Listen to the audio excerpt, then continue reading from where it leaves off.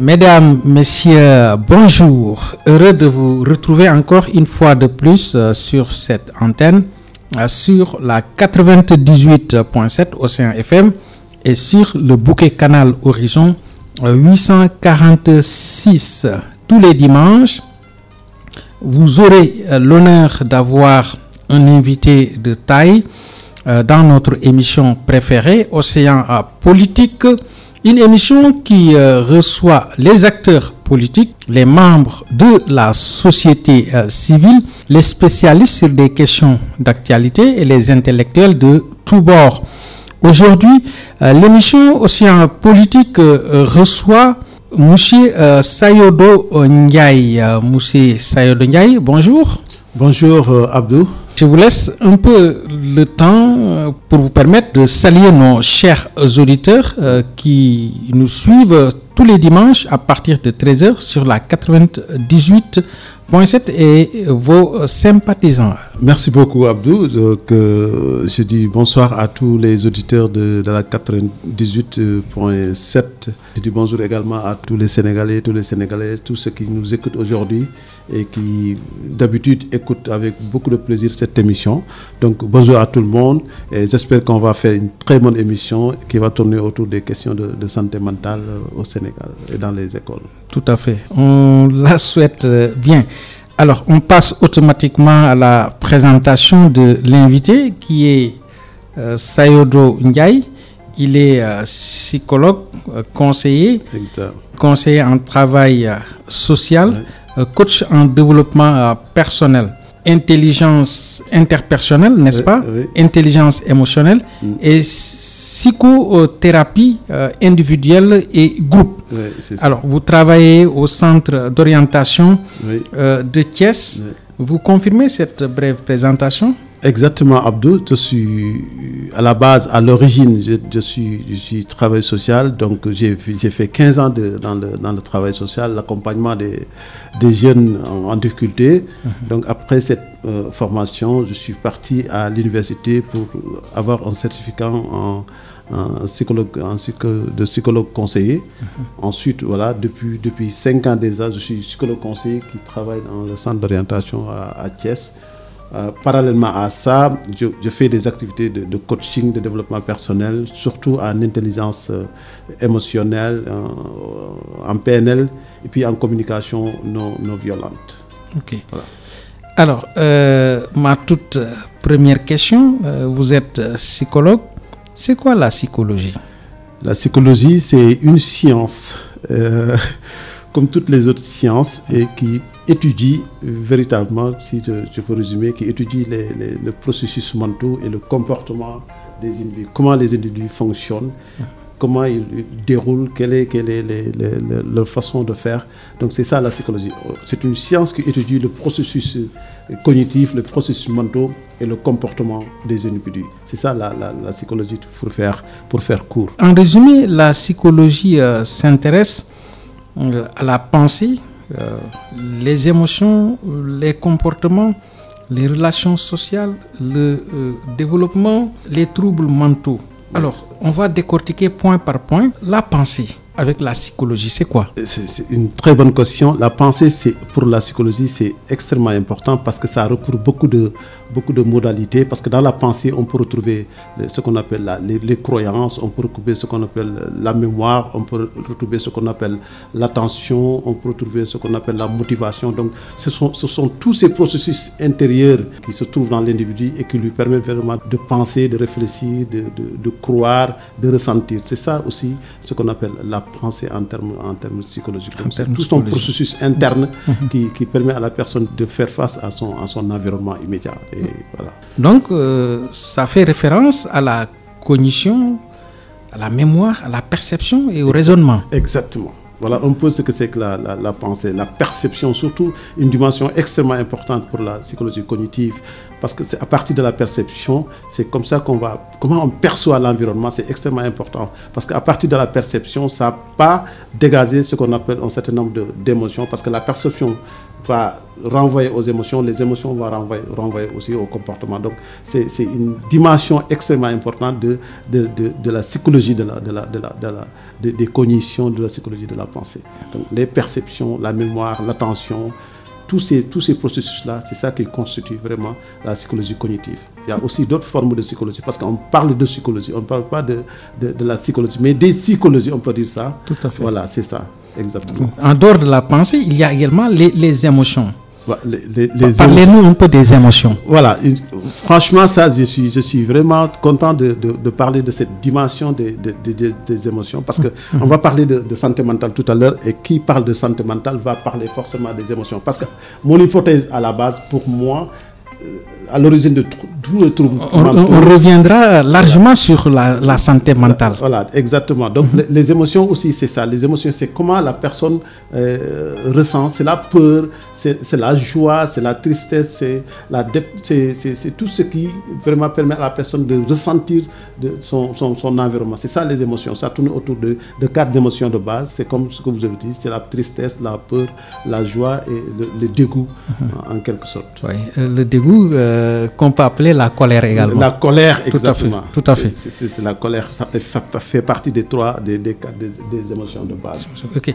Et le comportement, les comportements, je veux dire. Les comportements aussi, c'est une autre dimension de la psychologie. Parce qu'il y a ce qu'on appelle le behaviorisme, c'est la psychologie du comportement. La psychologie du comportement, c'est étudier comment l'individu se comporte. Parce que le comportement, c'est le résultat de ce que l'individu fait ou ce que l'individu dit. Maintenant, comment analyser ça, comment comprendre cela, c'est ça la psychologie du comportement.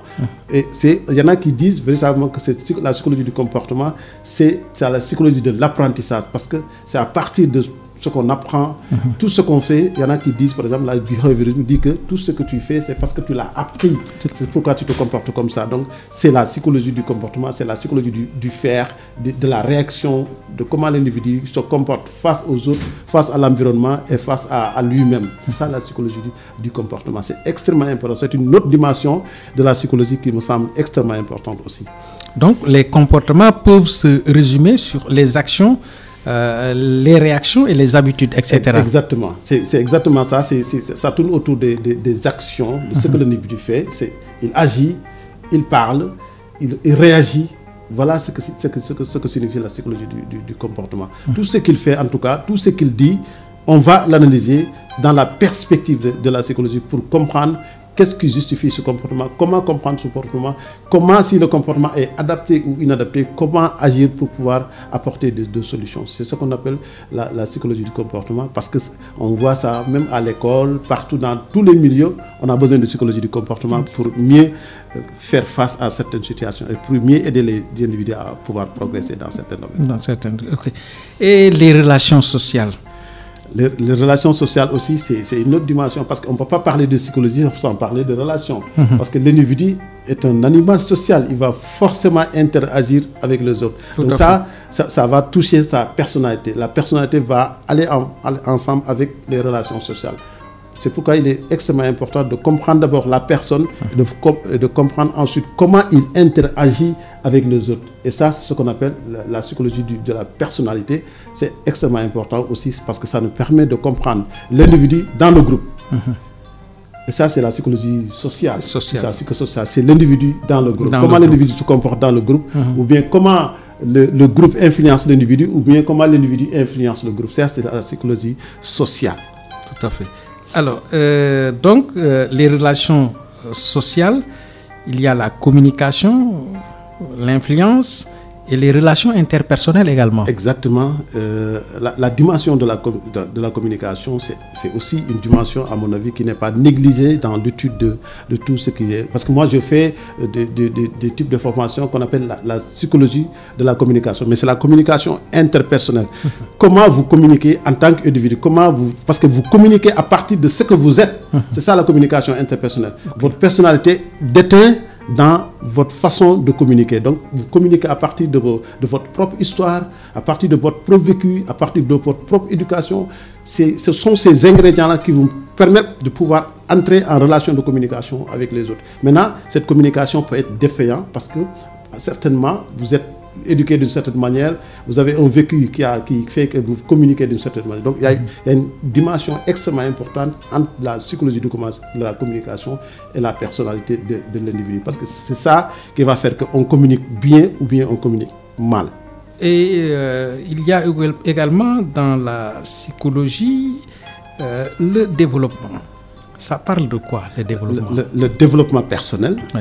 Parce que le développement personnel, il y a la psychologie du développement humain, mais il y a aussi la psychologie, moi ce que je fais le plus souvent, c'est le développement personnel. Parce que quand je parle du développement, c'est à partir de l'enfance à la vieillesse. Voilà, ça c'est ce qu'on appelle la psychologie du développement humain. C'est la psychologie du développement humain, donc la psychologie, c'est l'ensemble des étapes que chaque individu traverse jusqu'à la vieillesse, jusqu'à même la mort. Donc chaque étape est étudiée de manière qui fait qu'on va caractériser chaque étape de l'individu pour voir comment l'individu de l'enfance, comment c'est l'enfance est caractérisée, comment l'adolescence est caractérisée, comment la vieillesse est caractérisée. À partir de ce moment-là, on va comprendre maintenant le processus de l'évolution de la personne. C'est ça qui va permettre qu'on pourra être là quand la personne a de la souffrance, quand la personne a de la difficulté, parce qu'on comprend c'est quoi un enfant, c'est quoi un adolescent, c'est quoi un adulte à la vieillesse, quelles sont les réalités que la personne en âge de vieillesse, quelles sont les réalités auxquelles il est confronté. Donc c'est extrêmement important aussi de comprendre tout ce temps-là, tout ce processus-là avec des séquences de réalités qui sont différentes. Et ça nous permet de pouvoir être là, comme je dis, en tant que professionnel pour pouvoir véritablement apporter notre soutien quand il y a des difficultés, ou bien renforcer des compétences quand il y a des problèmes. Voilà. Mais monsieur Ndiaye, la psychologie est une branche importante dans la vie. Est-ce que vous jouez véritablement votre rôle dans notre société, surtout la société sénégalaise? Une très bonne question également. Est-ce que les psychologues jouent le rôle? Je dirais oui et non. Non, d'abord parce que on n'est pas nombreux les psychologues au Sénégal. Les thérapeutes non plus, les psychiatres non plus. Parce que en venant tout à l'heure sur la route, je consultais un peu les statistiques. En 2010, on n'avait que 38 psychiatres au Sénégal. Donc on n'est pas nombreux. Quand vous prenez les psychologues conseillers au Sénégal, ils vont tourner autour de 300.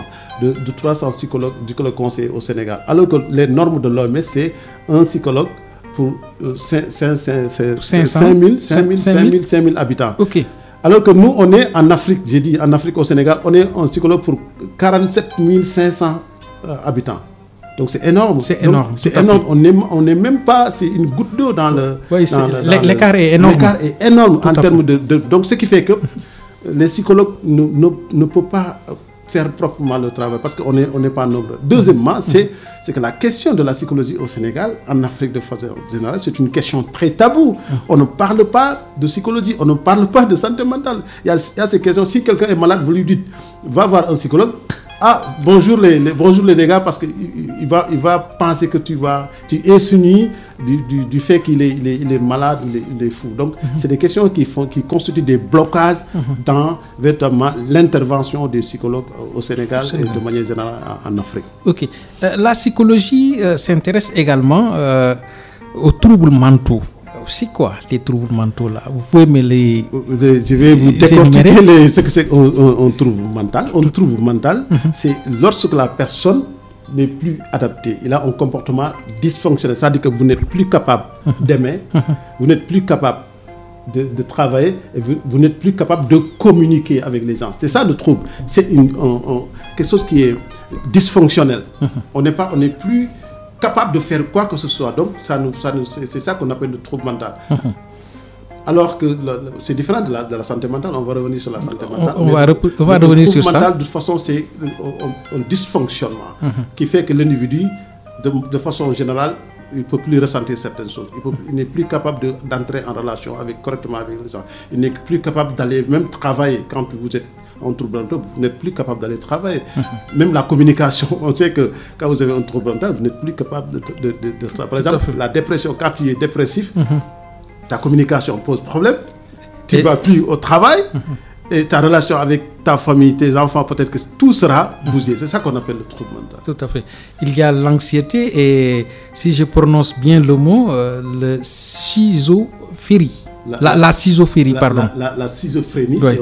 c'est un trouble mental. Ok. La dépression, c'est un trouble mental. L'anxiété généralisée ou l'anxiété de façon chronique aussi, c'est des troubles mentaux. Parce que l'anxiété, c'est une peur d'anticipation. On anticipe sur l'avenir et on a peur de ce qui va se passer de l'année. Donc on est autour de cette peur-là, ce qui fait qu'on ne fonctionne plus correctement parce qu'on est envahi par cette inquiétude très profonde qui fait qu'on ne peut plus travailler. Alors que la schizophrénie, c'est vraiment, c'est quand on a des illusions sur la réalité qu'on vit. Tout à fait. Voilà. Alors, on va continuer sur cette lancée. Il y a les grands domaines de la psychologie. Oui.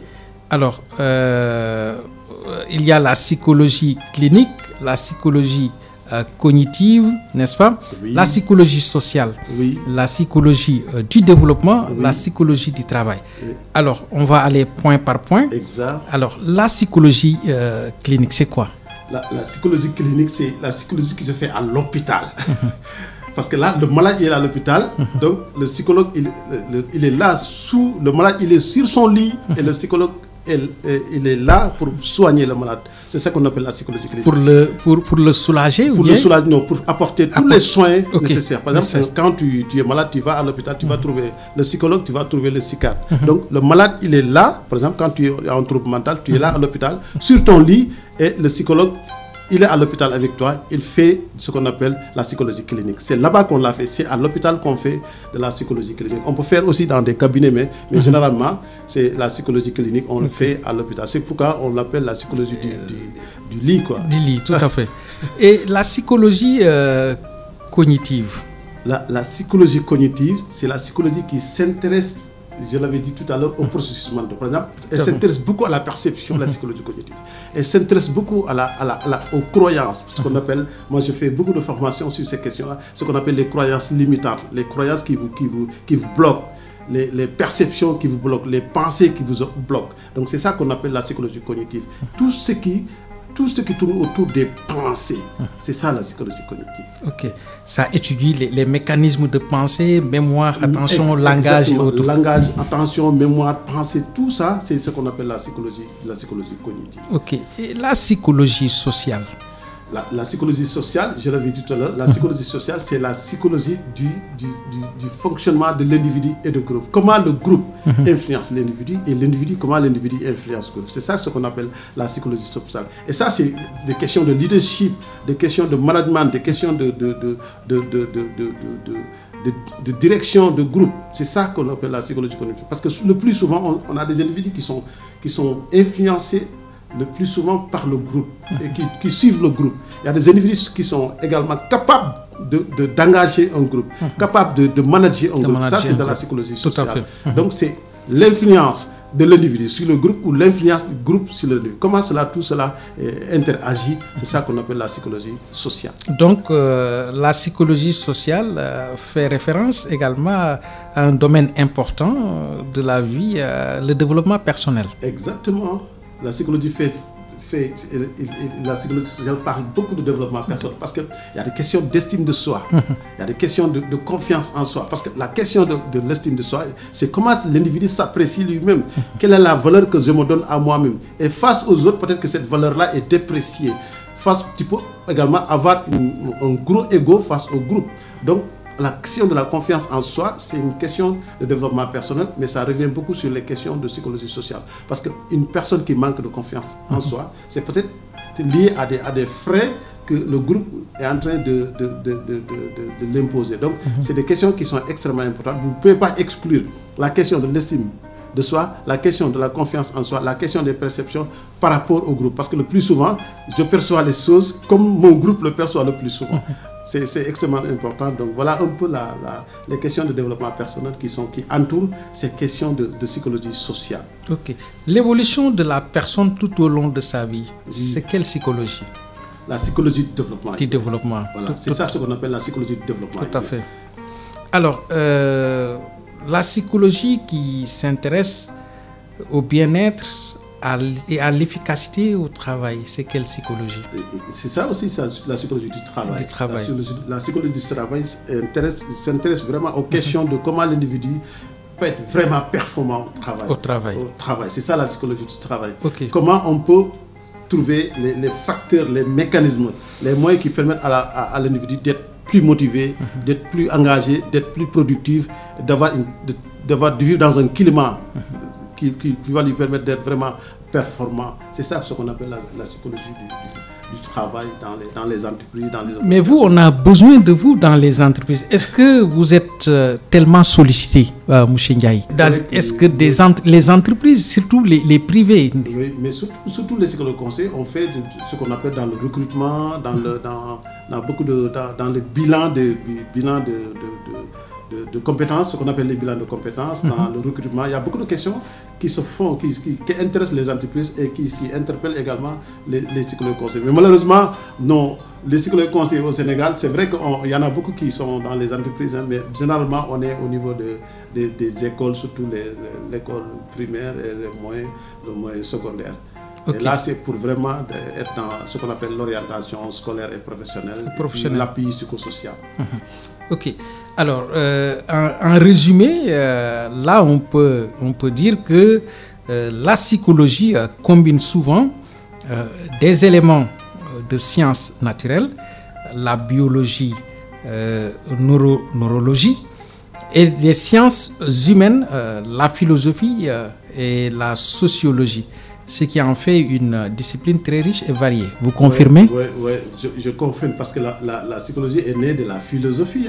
Quoi qu'on dise, c'est une discipline qui est née de la philosophie, parce qu'au départ, la psychologie était critiquée du fait qu'elle n'était pas une discipline scientifique. Donc, progressivement, on est parti de ces critiques qui lui sont reprochées de ne pas être une science maintenant vraiment à une réalité scientifique. Donc c'est vraiment la psychologie embrasse non seulement, parce qu'il y a ce qu'on appelle l'approche, ça dépend de l'approche. Il y a ce qu'on appelle l'approche biopsychosociale. L'approche biopsychosociale, c'est la psychologie intègre les aspects biologiques, les aspects psychologiques et les aspects sociaux. Donc c'est l'individu en tant que biologiquement, il faut une approche. Ça intéresse la psychologie, l'individu sur le plan social, ça intéresse les personnes, l'individu en termes de psychologiquement aussi, ça intéresse les personnes. Donc il y a une approche qui va prendre tous ces éléments-là et qui va les analyser pour comprendre véritablement les enjeux qui tournent autour de la psychologie de l'individu. Ok, vous avez parlé tout à l'heure de la science qui critiquait la philosophie. Ça me fait un petit rappel de la fameuse phrase de Rabelais qui disait que science sans conscience n'est que ruine de l'âme. Alors là, vous pouvez expliquer quelque chose un peu à nos chers auditeurs? Bien sûr, parce que science sans conscience n'est que ruine de l'âme. Je pense que la science aussi, la finalité de la science, c'est d'être utile à la société. C'est exactement ça. Que ce soit la psychologie, la sociologie, les mathématiques, c'est que on doit les utiliser à bon escient, faire en sorte que ça puisse faire progresser l'humanité. Maintenant, si par contre courant, il y a des gens qui utilisent les résultats de recherche scientifique pour faire autre chose, moralement, c'est répréhensible. Je crois que c'est dans ce coin-là. Et puis, on a la psychologie de la manipulation, on a toutes ces psychologies-là, on peut manipuler les gens. C'est quoi la psychologie de la manipulation? La psychologie de la manipulation, c'est quand on parle à quelqu'un, quand on essaie d'utiliser quelqu'un indépendamment de sa volonté. Et l'individu n'est pas au courant que tu es en train de l'utiliser pour arriver à tes fins. Donc il y a des techniques qui sont utilisées par les psychologues pour manipuler, par les marketing, par ceux qui font le marketing surtout. Tout à fait. Le marketing pour manipuler les individus, pour les faire, pour les utiliser à leur bon fin. Est-ce que au Sénégal également, les politiciens ne font pas cette psychologie-là, la psychologie de la manipulation? Absolument, on est vraiment plein là-dedans, parce que moi je me souviens, j'étais à Kolda, je conseille déjà des personnes pour voir quelles sont les techniques qu'il faut utiliser pour quand on va en campagne, quand on va en réunion. Il y a des techniques comme ça qu'on utilise pour pouvoir faire adhérer les personnes, vraiment. Donc tout le monde l'utilise, mais peut-être qu'inconsciemment, mais on utilise souvent ces techniques pour pouvoir au moins faire adhérer les masses, pour pouvoir les utiliser, pour pouvoir les mobiliser d'une certaine façon. Sauf qu'on l'utilise, tout le monde l'utilise. Et dans la vie réelle également, avec les marchands ambulants qu'on voit dans les quartiers, ou bien même dans les marchés populaires, est-ce que eux aussi, parce que des fois, pour la vente de leurs produits, alors ils utilisent des termes qui attirent. Est-ce que c'est pas de la manipulation là-bas également? Oui, mais inconsciemment, ils ne savent même pas qu'ils sont en train, c'est des techniques qui sont avérées, qui ont fait leurs preuves. Mais les gens ils l'utilisent, mais sans savoir qu'ils sont dans la manipulation. C'est ça aussi, parce que la science, lui, sa différence avec les autres formes de savoir, c'est qu'il va étudier les choses pour voir leur impact, qu'est-ce que ça donne en termes de résultats, en termes de performance. Alors que les gens, peut-être qu'ils vont l'utiliser inconsciemment, ils vont l'utiliser sans savoir ce qu'ils sont en train de faire. Alors que quelque part, c'est des astuces, c'est des techniques, c'est des outils qu'ils sont en train d'utiliser pour manipuler leurs clients tout à l'heure. Et ça, tu le vois partout dans la rue, même dans les couples, tu le vois, dans les entreprises, on le voit partout. Il y a un peu de manipulation, franchement, mais peut-être de la saine manipulation, parce qu'elle n'est pas tout à fait mauvaise. Tout à fait. Alors, je rappelle à nos chers auditeurs que nous recevons sur cette antenne M. Sayodou Ndiaye, qui est psychologue conseiller en travail social, n'est-ce pas, coach en développement personnel. Ouais. Voilà, M. Ndiaye. Alors, M. Ndiaye, c'est intéressant ce que vous êtes en train de dire à nos chers auditeurs, mais nous attaquons la deuxième partie de l'émission sur la santé mentale. Oui. Alors, c'est quoi la santé mentale? Ok, une très bonne question également, parce que je pense qu'on est à l'ère de la santé mentale. C'est comme ça, je dis aux gens souvent, on est vraiment dans le contexte des questions de santé mentale. Et la santé mentale, ce n'est pas l'absence de troubles mentaux. On a parlé tout à l'heure de troubles mentaux, tout ça. La santé mentale n'est pas l'absence de troubles mentaux. La santé mentale, c'est juste un bien-être. Un bien-être qui permet à la personne de pouvoir véritablement exploiter tout son potentiel, qui lui permet de pouvoir être productif pour lui-même et pour la société. Donc c'est vraiment un état de bien-être, un état d'équilibre, de bien-être émotionnel, de bien-être cognitif, de bien-être comportemental, de bien-être social et de bien-être biologique. C'est tous ces éléments-là, en termes de bien-être, en termes de satisfaction, qui font qu'on parle véritablement de santé mentale. Donc ce n'est pas l'absence de troubles mentaux, mais surtout c'est un état de bien-être. Comment la personne va se comporter pour exploiter au maximum son potentiel, qui va lui permettre vraiment d'être productif pour lui-même et d'être productif et rentable pour sa communauté et sa société. Ok. Avec les moments difficiles de la vie, les pères de famille peinent à trouver carrément des ressources pour une meilleure vie familiale, des conditions très difficiles. Alors dans ce cas-là, est-ce qu'on peut dire que la famille sénégalaise a réellement un problème de santé mentale? Oui, je pense que de manière générale. De manière générale, c'est vrai. De manière générale, on a des questions de santé mentale dans nos familles. Franchement, ça c'est clair.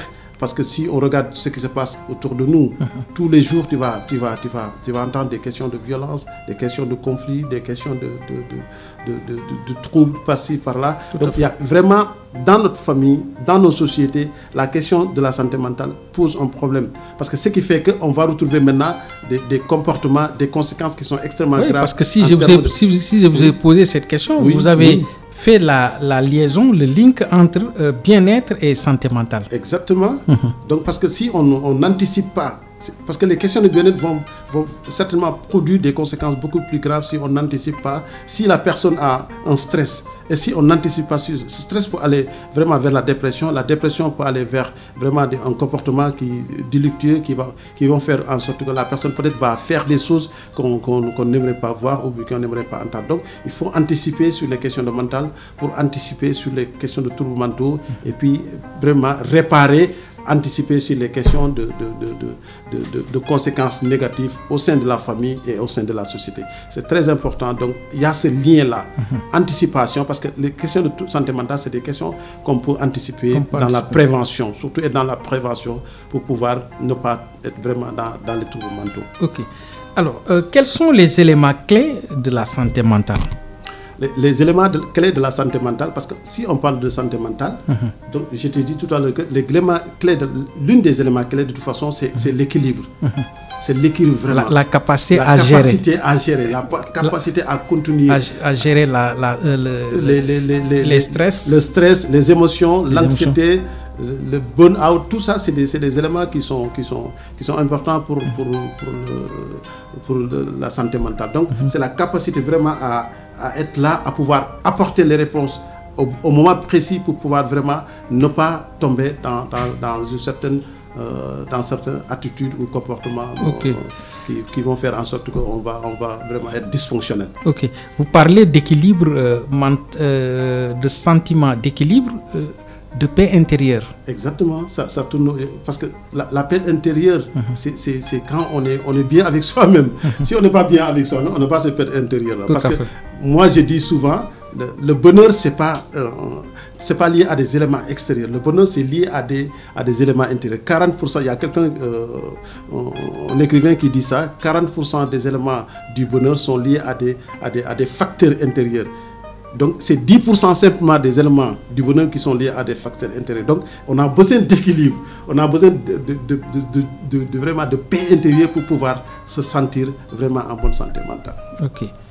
Et la capacité à entretenir des relations saines? Ça aussi, c'est fondamental à mon avis.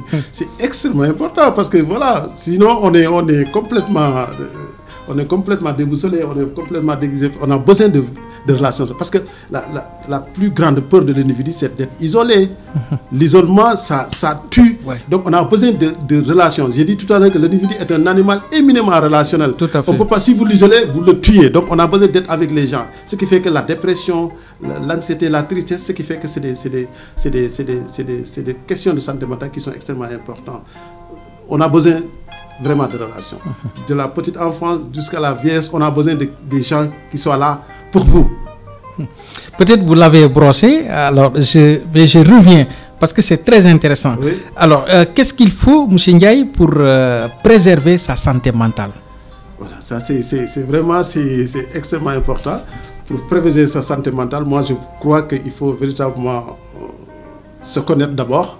C'est très important, se connaître, c'est très important de se connaître, qui tu es, et ensuite de pouvoir comprendre véritablement les facteurs qui déclenchent votre stress, votre inquiétude, en tout cas les facteurs qui vous dérangent un peu autour de vous. Si vous comprenez ces facteurs, ça vous permettra de mieux les contrôler. Ensuite, d'avoir de très bonnes relations avec ton entourage, tu l'as dit. L'entourage, c'est très important.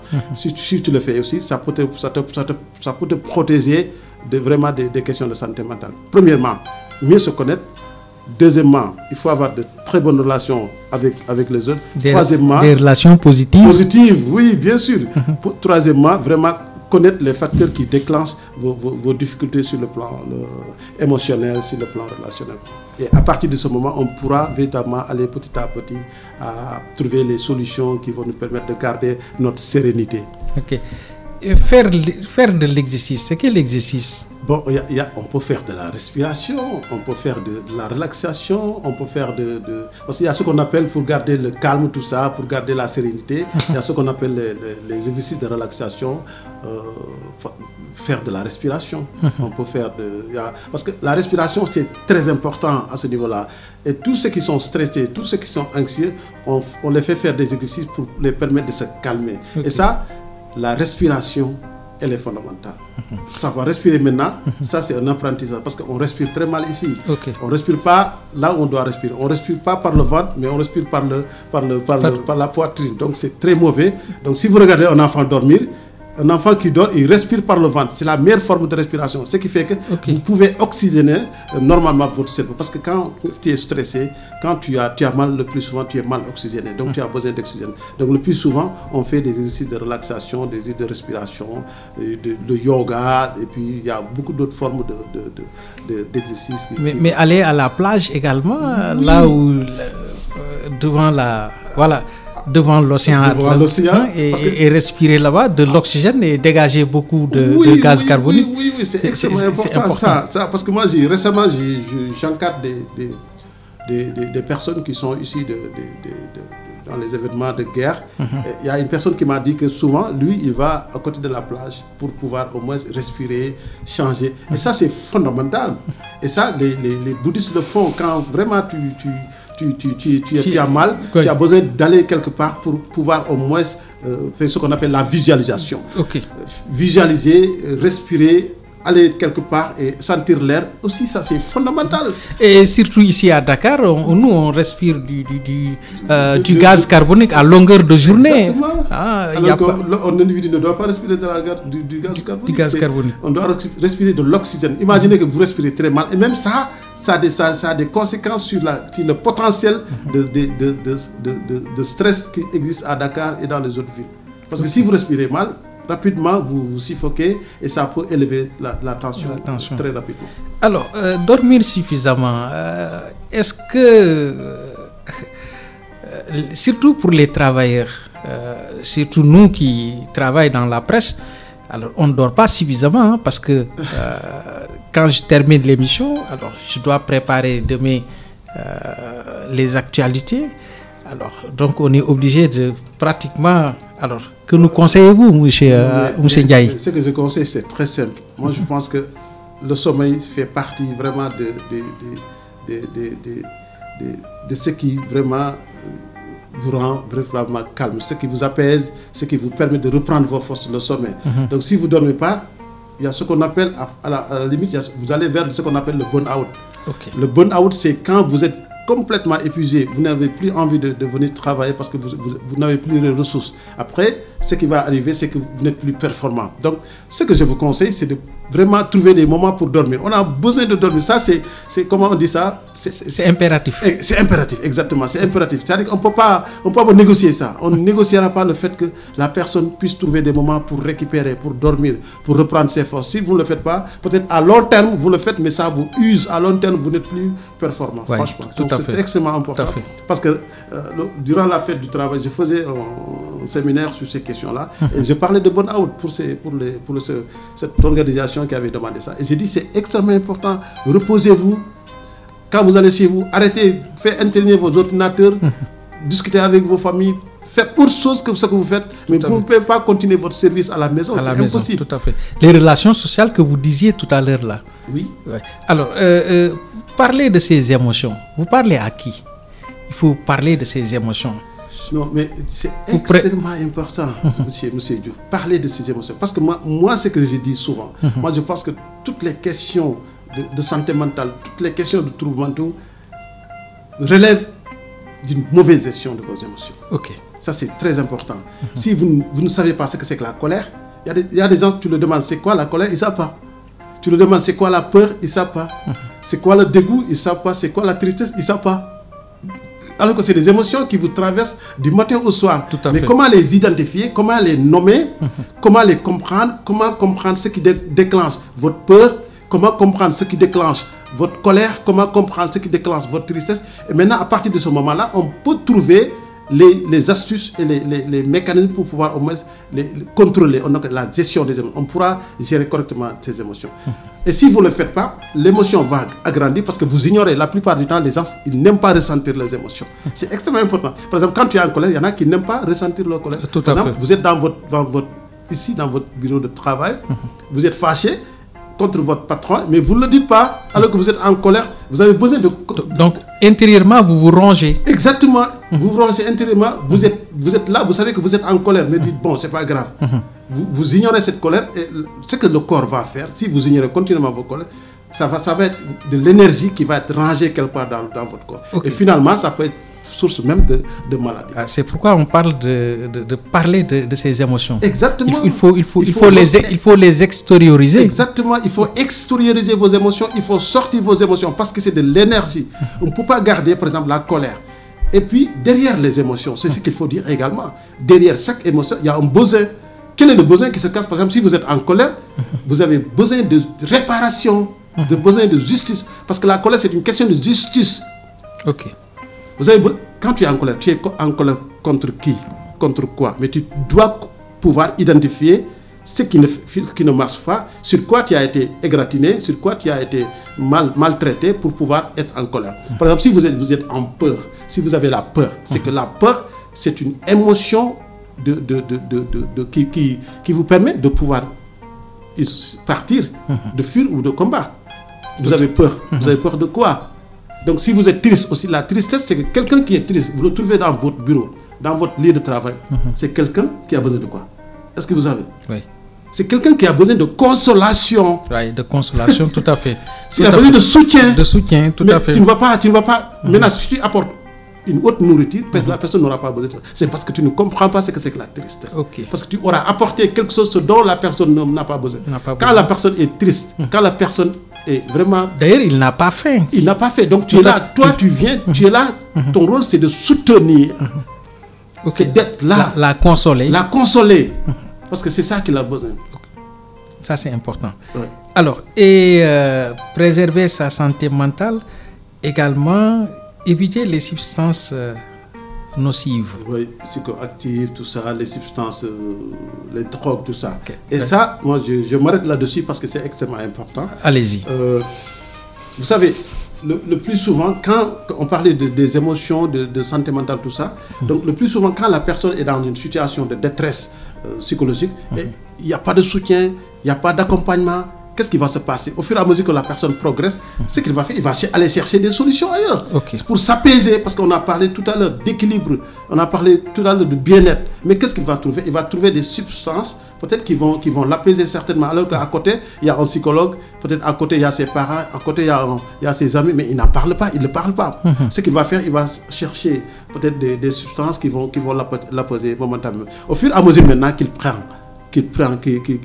ces substances, ce qui va se faire, il va entrer dans ce qu'on appelle la dépendance. Il va dépendre parce que les substances, c'est des doses. Si la dose se termine, la satisfaction est épuisée, tu as envie de ressentir les mêmes choses, tu vas reprendre. C'est comme la cigarette.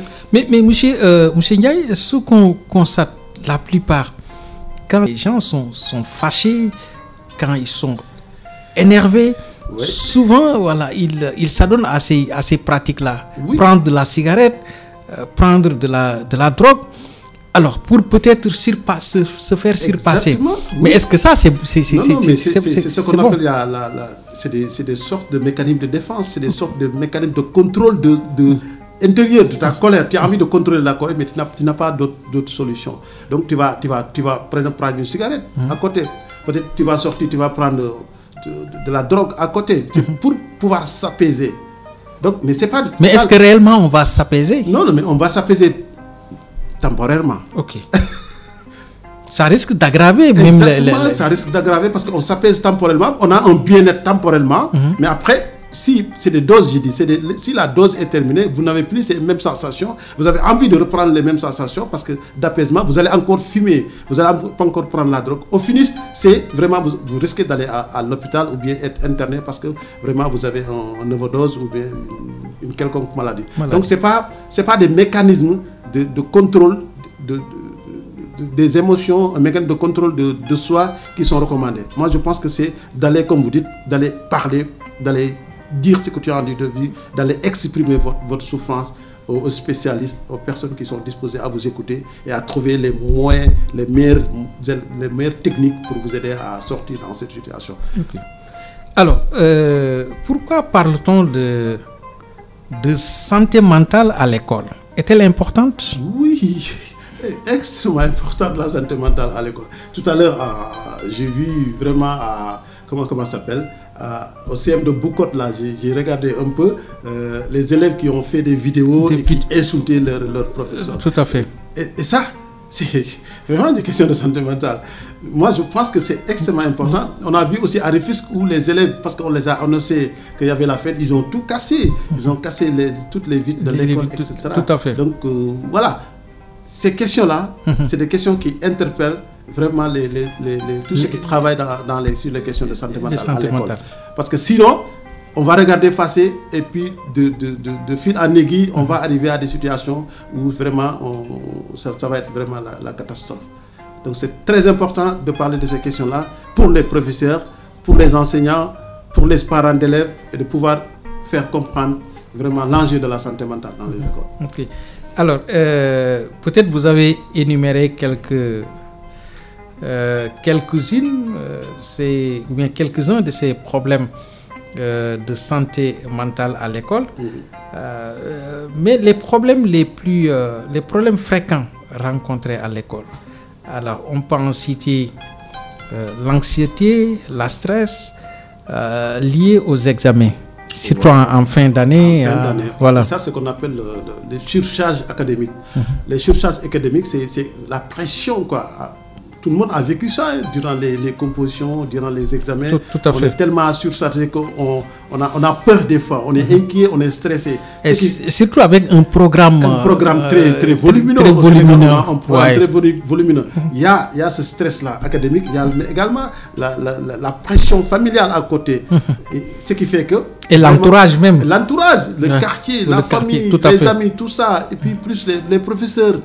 Vraiment, donc on est vraiment dans une ambiance qui fait que on est stressé, trop stressé. Ce qui fait que on a besoin de quelqu'un à côté, on a besoin de parler, on a besoin de pouvoir se confier à quelqu'un pour dire que voilà, en ce moment, voilà ce que je ressens, voilà ce que j'ai envie de faire, voilà ce que les questions qui me taraudent, etc. Donc, on a besoin de psychologues dans les écoles, dans les universités. Et vous savez ce qui s'est passé récemment à l'université de Saint-Louis, vous êtes au courant de vraiment Matar Diagne qui s'est suicidé parce que certainement il n'y avait personne à ses côtés pour pouvoir écouter, pour pouvoir l'entendre parler. Donc, dans l'isolement total, elle a préféré mourir dans la dignité que de rester, de vivre certaines situations. Ok. Alors maintenant, pour éviter de pareilles situations, alors quelle doit être normalement la position des psychologues pour pouvoir éradiquer ces genres de problèmes-là? Donc, parce que ce qu'on constate sur le terrain, il y a l'absence totale de psychologues ou bien voilà. Nous, je te donne l'exemple de là où on est à Thiès, on n'est pas nombreux, on ne peut pas aller dans toutes les écoles. Parce que Thiès, je donne l'exemple de Thiès simplement, il y a tellement d'écoles, on doit pouvoir aller dans les écoles primaires, on doit pouvoir aller dans les écoles secondaires, moyennes, etc. Je ne parle même pas de l'université qui sont à Thiès. Donc, on n'est pas nombreux, on ne peut pas tout faire. Ce qu'il faut dire maintenant, par contre, c'est que c'est à l'État de prendre cette question à bras le corps, de pouvoir vraiment former beaucoup de psychologues, former beaucoup de psychiatres et former beaucoup de psychologues conseillers pour pouvoir au moins mettre en place maintenant ce qu'on appelle un programme. Parce que aux États-Unis, il y a un programme, la santé mentale est un programme dans les écoles. Tu pars au Royaume-Uni, la santé mentale est un programme dans les écoles. Tu pars en Chine, la santé mentale est un programme dans les écoles. Mais au Sénégal, il n'y a pas de programme, il n'y a rien. Donc, et puis, vous voyez ce qu'on voit dans notre société. On a une société qui n'est pas la société ancienne, on est une société complètement déstructurée. Il faut des personnes qui sont disposées à prendre en charge ces questions-là dans les écoles. Et ça a un impact sur les performances des élèves, sur la violence dans les écoles. Si on parvient à maintenir, prendre en charge ces questions-là, on pourrait vraiment réduire la violence dans les écoles et augmenter les performances scolaires. On peut même commencer ça à l'école primaire. À l'école primaire. Et d'autant plus que ce nouveau gouvernement est en train de réformer l'éducation. Alors, je pense que prendre cette branche-là de la psychologie dès le bas âge, que les enfants apprennent ça à l'école. Exactement. Mais c'est important, n'est-ce pas? Et puis c'est possible. Et c'est bien possible. C'est bien possible. Il faut aller par étapes simplement. Exactement, il faut organiser ça simplement. Si on organise ça, on peut commencer dès le bas âge. Mais rien que, je dis dès le bas âge, rien que, parce qu'on apprend à l'école au Sénégal, on apprend tout sauf les émotions. On n'apprend pas, il n'y a pas d'intelligence émotionnelle à l'école.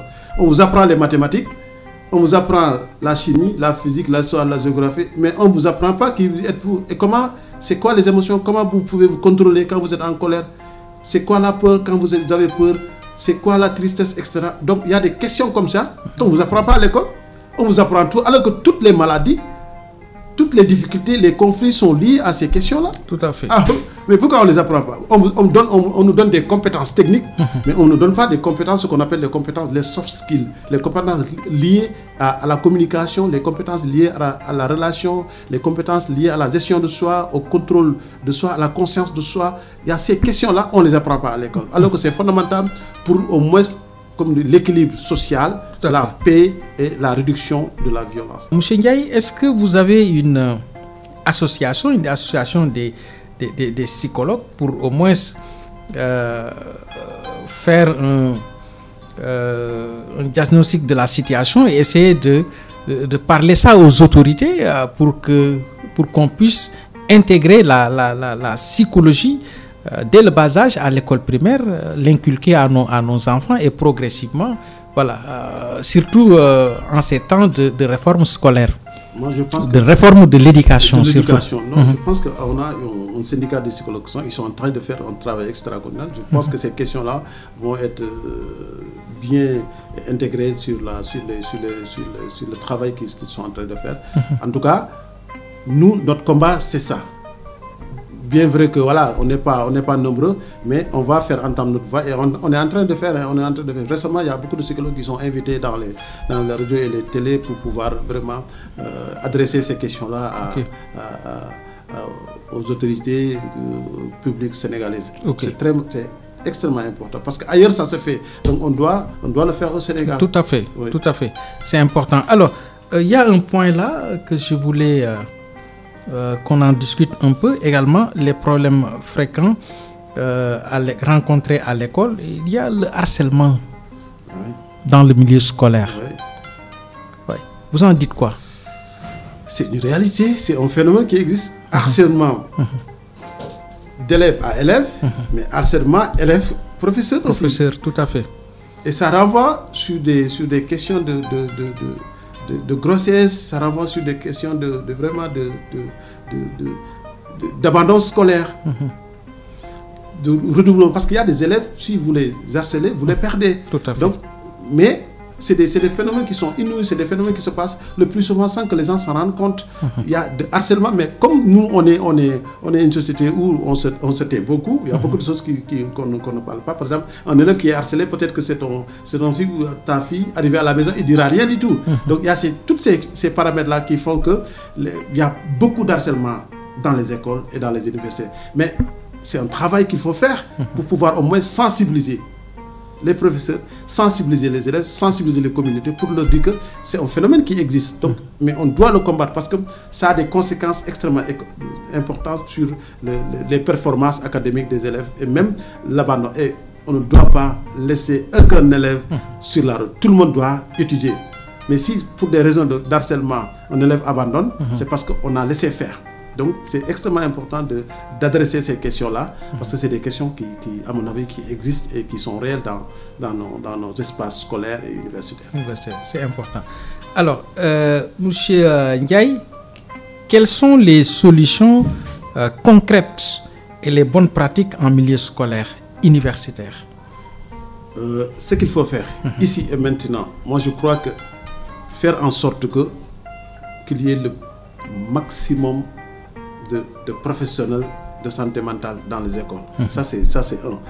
À partir de ce moment, il y aura véritablement peut-être un programme qui va faire en sorte que ces professionnels ils vont dérouler ces programmes-là partout au Sénégal et dans les écoles. Et intégrer les professeurs, les former, parce qu'il y aura une approche, à mon avis, ce que j'appelle une approche plus disciplinée, parce qu'il y aura des travailleurs sociaux, il y aura des assistants sociaux, il y aura des éducateurs spécialisés. En tout cas, faire en sorte qu'il y ait un grand programme de santé mentale à l'école et dans les universités. Vous regardez l'université, par exemple, de Saint-Louis, avant que le suicide de Matam, il n'y avait pas de psychologue. Comment vous pouvez avoir une grosse université comme ça sans psychologue? L'université Gaston Berger. Gaston Berger, il n'y avait pas de psychologue peut-être. Je pense qu'ils sont en train de recruter un psychologue actuellement. Mais avant, il n'y avait pas de psychologue. Comment vous pouvez faire une université comme ça avec autant d'étudiants qui viennent de partout, avec ce qu'on appelle l'isolement, la pression académique, etc. Il y a tout un tas de problèmes qui font que les élèves sont complètement isolés et qu'il n'y ait pas de psychologue dans cet espace-là. Ça, c'est grave. Donc, ce qu'il faut faire, c'est de pouvoir vraiment former le maximum de psychologues dans ce pays-là et de pouvoir mettre en place un programme de santé mentale dans les écoles et dans les universités. Et ça, à mon avis, c'est la meilleure solution pour pouvoir vraiment venir à bout de ces questions-là qui interpellent l'école sénégalaise. Parce qu'à mon avis, je dis ça souvent, tous les élèves doivent réussir. Tous les élèves doivent réussir et c'est important. Mais il faut également l'appui vraiment des psychologues pour pouvoir faire ce travail-là. Oui. Et c'est important. Alors, il me reste un peu de quelques 4 minutes, M. Fall. M. Ndiaye, pardon. Oui. Alors, parce que je voulais parler de Azoura Fall.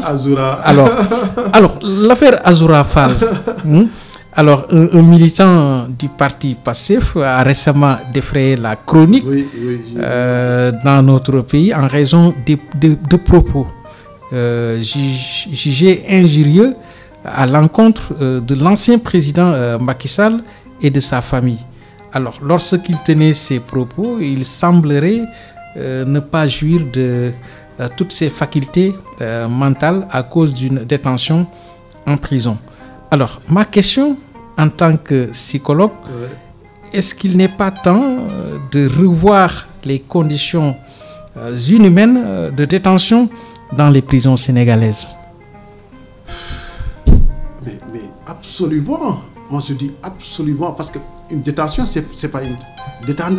Arrêter quelqu'un, c'est pas le torturer. C'est pas le maltraiter, c'est pas le mettre dans des conditions inhumaines. Arrêter quelqu'un, c'est la loi qui dit, mais il faut mettre des gens dans de très bonnes conditions pour pouvoir au moins les permettre de garder leur dignité, quoi.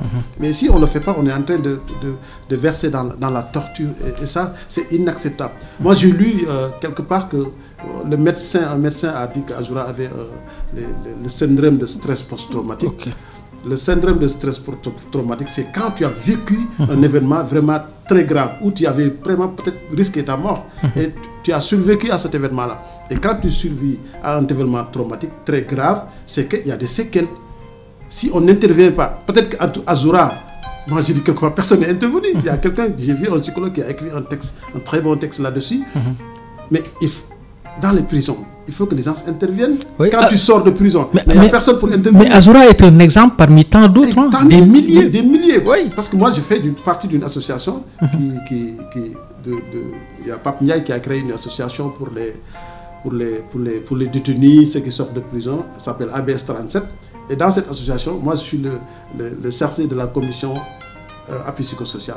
Mais on reçoit des gens qui sont issus de prison, c'est moi le responsable. Et je les accompagne. Mais c'est ça qu'il faut faire. Et l'État, à côté de ça, chaque prisonnier qui sort de la prison doit être accompagné durant un moment. Tout à fait. Et puis pour lui permettre de déposer un certain nombre vraiment de difficultés, de souffrances qu'il a vécues à l'intérieur. Ce qui fait qu'on pourra vraiment se dépasser ces genres de stress post-traumatique, parce que le stress post-traumatique c'est une maladie quand même, c'est un trouble vraiment mental, parce que ça peut vous suivre pendant longtemps. Oui. C'est extrêmement grave ce qui s'est passé si on le décrit comme ça, parce que ça ne doit pas se passer comme ça. Okay. Et lui, il a la chance de sortir, mais ceux qui ont vécu pendant des dizaines d'années, une vingtaine d'années, ou bien même une quinzaine d'années en prison, et qui y sont jusqu'à présent. Alors là, réellement, ces prisonniers-là ont besoin des psychologues qui viennent les accompagner, les aider. Mais est-ce que réellement vous êtes accessible dans ces prisons-là? En tout cas, est-ce que les prisons sont ouvertes pour les psychologues? Sont ouvertes pour les psychologues? Ou bien est-ce que réellement il y a un psychologue ou bien deux psychologues qui sont là-bas et qui de temps en temps parlent avec ces prisonniers-là, les encouragent, essayent de les récupérer, de les faire revenir, parce qu'il y a des gens qui sont déjà partis depuis très longtemps. Hein. En tout cas, par rapport à mes recherches, j'ai entendu qu'il y a, par exemple, l'église qui le plus souvent, qui va là-bas pour aider les personnes. Il y a d'autres de bonne volonté, mais est-ce qu'il y a un psychologue? Mais vous êtes des spécialistes en la matière, M. Ndiaye. Mais s'il n'y a pas de politique qui est bien structurée, qui donne la mission aux psychologues de pouvoir faire ce travail-là, vous ne pouvez pas, parce que déjà, même pour accéder, il faut faire une demande. Tu ne peux pas chaque fois pour aller voir les prisonniers, pour faire ce travail-là, faire une demande pour pouvoir accéder à la prison. Donc c'est très difficile de pouvoir accéder à ça. Donc ce qu'il faut faire, comme vous l'avez dit, vous l'avez si bien mentionné, c'est de pouvoir véritablement regarder cette question-là. De regarder très bien, l'État doit regarder cette question-là et de pouvoir véritablement mettre en place un dispositif qui va permettre véritablement de pouvoir accompagner ces gens-là. Les psychologues, il y a des psychologues. Les psychologues sont là, les psychiatres sont là. Donc c'est le dispositif étatique qui manque. C'est l'instrument étatique qui manque, qui fait que quand quelqu'un sort de prison ou bien à l'intérieur de la prison, que les psychologues puissent aller le rencontrer, récemment visité les personnes, pour les apporter leur soutien, les aider à traverser un certain nombre de difficultés à l'intérieur comme à l'extérieur. Et ça, c'est un dispositif qui peut faire ça. Sinon, c'est trop difficile de pouvoir accéder de manière permanente dans les prisons pour faire ce travail-là. Maintenant, c'est une nécessité, comme vous dites, c'est une nécessité fondamentale qu'il faut ce travail-là, parce que l'exemple de Azoura, c'est un symbole, quoi. C'est vraiment un symptôme de tout ce qui se passe dans les prisons. Alors, est-ce qu'il n'est pas temps de lever la voix, vous les psychologues? Parce qu'il est temps aussi, parce que c'est de votre rôle de lever la voix pour qu'on vous entende, pour qu'on puisse vous laisser au moins intégrer ces genres de structures-là pour jouer votre rôle. Absolument, je suis d'accord. Donc moi je pense que c'est une question qui peut-être qui interpelle tout le monde. Hein. Nous les psychologues, c'est notre rôle. On va vraiment continuer à faire ce travail. Moi je suis lancé sur Oui, il faut profiter de cette occasion-là pour lancer un appel à ça. Un appel aux autorités, un appel à tous les acteurs de pouvoir mettre en place ce dispositif-là. Parce que moi je suis récemment avec mes amis, j'ai créé un centre qui s'appelle le centre Sankofa et pour lutter contre les traumatismes et la résilience. Donc ce centre-là, on va le mettre en place bientôt. C'est pouvoir gérer tout ce qui est lié au stress traumatique et à la résilience. Donc, et dans cette perspective-là, moi j'appelle tout le monde, surtout l'État du Sénégal doit être ouvert sur ces questions-là pour pouvoir aider le maximum de personnes qui sont dans les prisons et ailleurs également. Parce que au Sénégal, ces questions sont des questions tabous. Et on doit lever le voile, comme vous dites, sur ces questions tabous-là. Aller en prison, c'est pas un délit, c'est pas une fatalité. C'est juste un passage où la loi a dit que vous devez aller en prison, vous êtes parti en prison. Mais quand vous retournez, si on vous accompagne pour pouvoir vraiment avoir une meilleure perception, comme vous dites, une meilleure perception de ça, avoir la meilleure angle d'attaque pour pouvoir apprécier ces questions-là, on risque d'être malade parce que personne ne nous a soutenus. Donc c'est extrêmement important. Donc tout le monde est interpellé. L'État du Sénégal, les psychologues conseillers, les psychologues, les psychiatres, les éducateurs spécialisés, les assistants sociaux, vraiment tout le monde. Donc on doit se lever pour pouvoir véritablement adresser ces questions-là aux plus hautes autorités de ce pays-là. L'on me signale que le temps est presque épuisé. Alors, M. Ndiaye, votre dernier mot? Bon, mon dernier mot, c'est vraiment de vous remercier, de dire merci à vous, merci à la 98.7 de pouvoir m'inviter pour parler de ces questions-là, parce que c'est des questions qui m'intéressent beaucoup. Océan FM. Océan FM, donc merci à vous de ce travail-là, parce que à mon avis, c'est très important. Donc voilà, pour dire qu'au finish, on doit se battre pour ces questions-là, pour les questions de santé mentale. On doit se battre pour lever le voile. J'aime bien cette expression-là, sur tout ce qui est tabou sur la santé mentale, parce qu'elle est réelle, elle existe. Donc, parce que si on regarde de près notre société, on voit qu'on ne doit plus avoir peur, on doit affronter. C'est ça que avec ça que je termine.